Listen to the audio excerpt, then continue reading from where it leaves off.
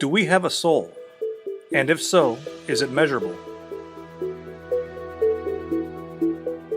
On April 10, 1901, an unusual experiment was conducted in Dorchester, Massachusetts.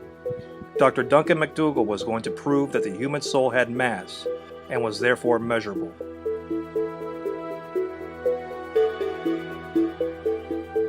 He conducted this experiment on 6 dying patients who were placed on specially made Fairbanks weight scales just prior to their deaths.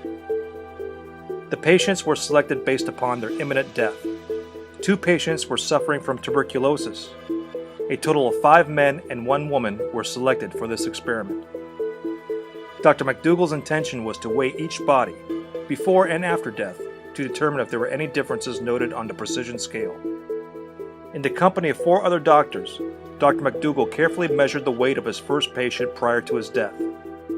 Once the patient died, an interesting event occurred. Macdougall explains. Suddenly, coincident with death, the beam end dropped with an audible stroke, hitting against the lower limiting bar and remaining there with no rebound. The loss was ascertained to be 3/4 of an ounce. What caused this weight loss? Everything was taken into account, from the air in the lungs to bodily fluids. It still could not be explained. The experiment continued on the next patient with the same results. Dr. Macdougall felt he was on to something extraordinary. According to Dr. Macdougall, The instant life ceased, the opposite scale pan fell with a suddenness that was astonishing, as if something had been suddenly lifted from the body.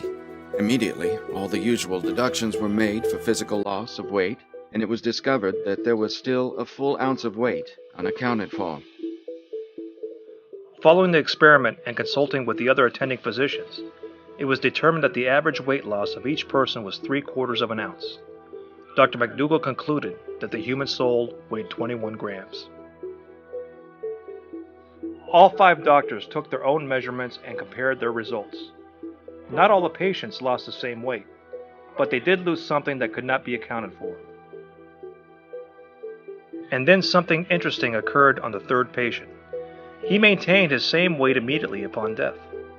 It was only after a minute had passed that he finally lost an ounce of weight. Dr. Macdougall explained this discrepancy as follows.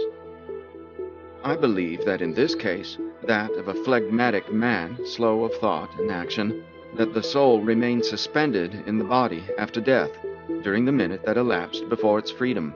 There is no other way of accounting for it, and it is what might be expected to happen in a man of the subject's temperament.